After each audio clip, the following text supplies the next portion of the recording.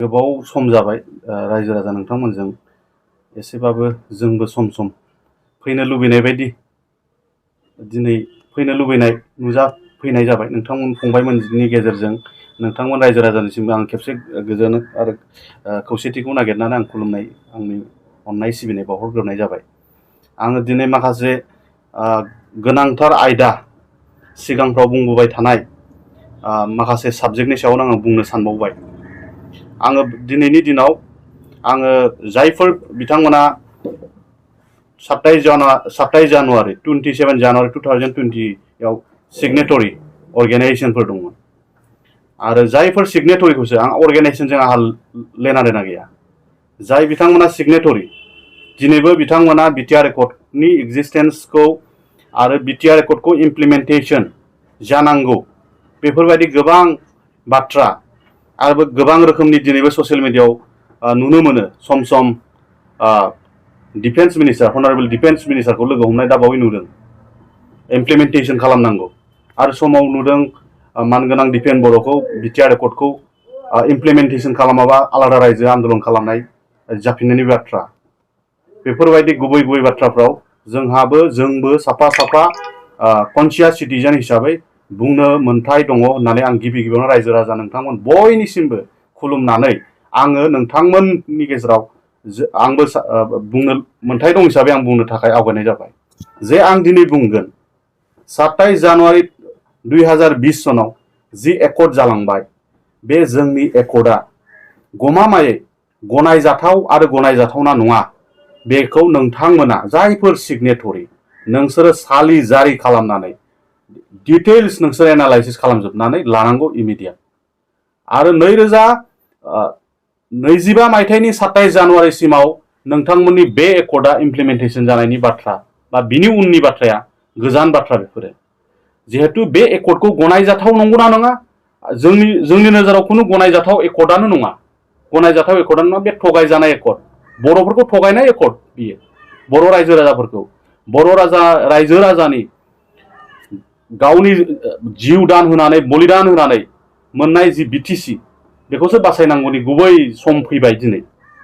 मानोना आं दिनै मोनसे बुस्थुखौ आङो बिटिआर एकर्डनि सोमोन्दै बुंगोन। बिटिआर एकर्डनि गेजेरजों नोंथांमोना 60 कनस्टिटिउन्सि बानायनायनि बाथ्रा बुंबाय थादों। 60 कनस्टिटिउन्सिस बानायनायनि बाथ्रा बुंबाय थादों। बेफोर गासैबो नंखाय बाथ्रा, गोरोन्थि बाथ्रा। कनसेप्टआ क्लियार जा। सांबिधानिक जोंनि इन्डियान कनस्टिटिउसनखौ फराय माबोरै डिलिमिटेसन जादोंमोन बै समाव जिखिनि 30 जोंनि कनस्टिटिउन्सि 40 कनस्टिटिउन्सि बोरै जोंनिया 40 कनस्टिटिउन्सिया बोरै डिलिमिटेसन जादों। जोंनि बे डिलिमिटेसनाव जोङो मडिफाइड 6 शिड्युलखौ बोरै मोननो हादों बेखौ स्टाडि खालाम। गोबां गोलाव सम लागोन जे जोंनिया 60 कनस्टिटिउन्सि बानायोबा आर्टिकल 14 राइट टु इक्वालिटिनि खोथा फैगोन। बे भायलेसन जायो। आंनाव गोबां रेकर्ड दङ 2004 निफ्रायनो बिटिसि एकर्डखौ स्क्रेप खालामनांगौ होननानै बर'फ्रा गोबां रोखोमनि केस होबोदों। गोबां रोखोमनि होबोदों। बिथांमोना हायाखै, जेनबोबाय थादों।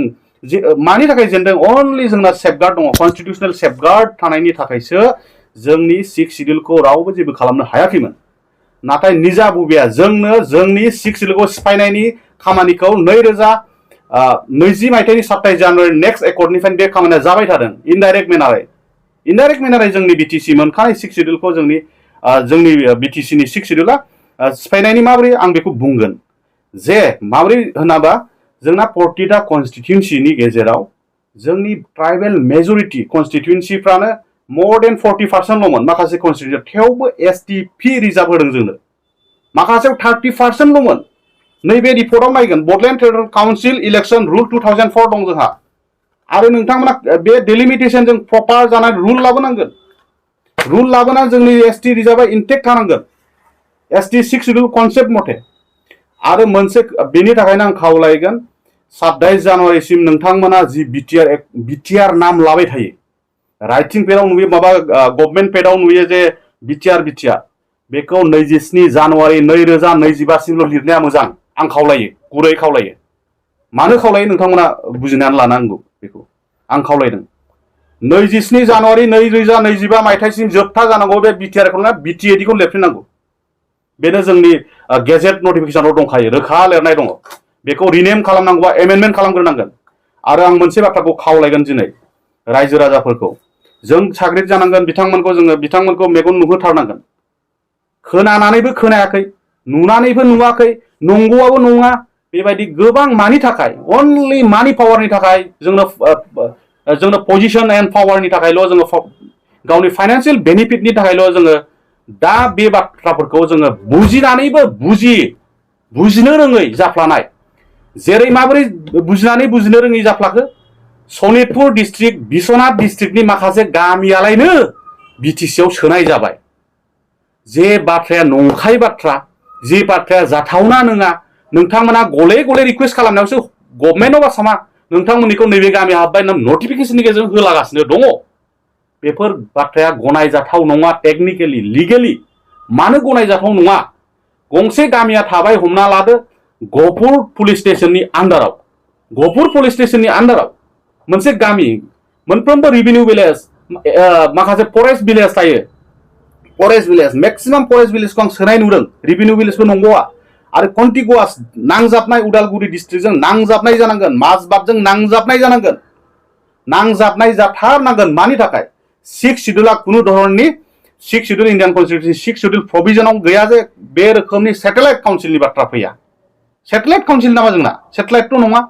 आरोबाव मोनसे बाथ्रा, गिदिरथार बाथ्राया जाहैबाय जोंना प्लेन, मडिफाइड 6 शिड्यूल प्लेन एरियायाव जोंनि अनलि वान, जोंनि स्क्वायर किल'मिटारखौ आं खोन्थानो, जोंनि स्क्वायर किल'मिटारा जाहैबाय 8,970 स्क्वायर किल'मिटार जोंनिया बिटिसिनि बाउन्डारिया। पपुलेसना मर देन जोंना 35 लाखसो जाबाय दा पपुलेसना। बाद बाखि जोंनि 6 शिड्यूलानो माने लार्जेस्ट पपुलेसन थानाय जोंनि बिटिसिआ, बांसिन सुबुं अनजिमा थानाय जोंनि बिटिसिआनो। बाद बाखि जिमान दङ, कार्बि आंलं दङ आसामाव, डिमा हासाव दङ, ओमफ्राय गुबुन गुबुन आं बेफोरनि सायाव आं स्टाडि खालामगासिनो दङ जे बहा बेसेबां पपुलेसन दं। आरो जोंनि एसेम्ब्लिनि पावार फांसन बा एक्जिकिउटिभ पावार एन्ड फांसन, बेखौ आं नायगासिनो दङ जे जोंनियानो साबसिन, एसेम्ब्लियाबो जोंना मर देन माने 46 थाखानानै आरोबाव बिनिफ्राय बांसिन जानायनि पजिशनानो गैया 6 शिड्यूलाव। जोंनानो हायेस्ट। आरो बाद बाखिना 25 जनसोल' दङ, 26 दङ, अप टु 30 दङ, अप टु 30 सिम दङ बे नमिनेटेड। 25+4 बिदि दङ। आरो माखासे त्रिपुरायाव दङ 30 जन दङ, त्रिपुरानिया 30 जन दङ। आं खोन्थालांनि, मिज'रामनि साकमायाव दङ 24 मेम्बार्सआव माने 20 जना इलेक्टेड जायो, ओमफ्राय 7 नमिनेटेड जायो, बे रोखोमनि। आरो ओमफ्राय गार' हिल्सआव दङ 30 इलेक्टेड मेम्बार्सआव 29 इलेक्टेड मेम्बार्स, 1 नमिनेटेड। ओमफ्राय आं खोन्थानो, कार्बि आंलंआव 26 नमिनेटेड दङ, आं डिटेल्स। ओमफ्राय डिमा हासाव अनलि 30 जन, अनलि 30। जोंनि बिटिसिआवनो बांसिन आरोखि। ओमफ्राय मोनसेखौ नोजोर होदोंना, जेरावनाखि 15%नि काउन्सिल अफ मिनिस्टारा जोंना 15%नि बारा जानो मोना। जेन'बा 100 जनाव 15 जनाल' मिनिस्टार जानो मोनो, इनक्लुडिं चिफ। बे जाहैबाय एसेम्ब्लि संबिधाननि बाथ्रा। बेयो इन्डियान कन्स्टिटिउसना बेल' पारमिट खालामदों। दानाबा जोंनाव बिटिसिआव मा गासैखौबो EM होलागासिनो। मा रोखोमनि बेफोर गासैबो बाथ्राफ्रा रायजो राजाफ्रा मोनथिजोबनानै दं, नुजोबनानै दं, आरो गासैबो बाथ्राखौ बिजिरगासिनो दङ।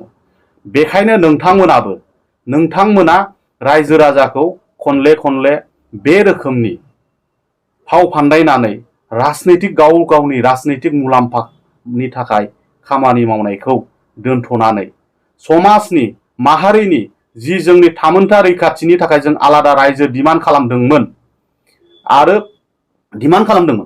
जोंनि जिउखौ जों बावदोंमोन, जोङो एसेबां गोहोगोरा हारि हिसाबै जोङो गसंथानो हादोंमोन। दिनै जोंखौ मा होनगासिनो दं, जोंखौ मा सानगासिनो दं? जों दिनै गावनि आथिङावनो जों गसंथानो हायि बायदि थासारियाव, बेफोरबायदि थासारिखौ नुयोबा जोंबो दुखु मोनो, जोंबो गाबखांनाय फैयो। बै समनि जारिमिनखौ नुनानै, बै समनि नोंथांमोननि सेक्रिफाइसखौ नुनानै गाबखांनाय मोनो।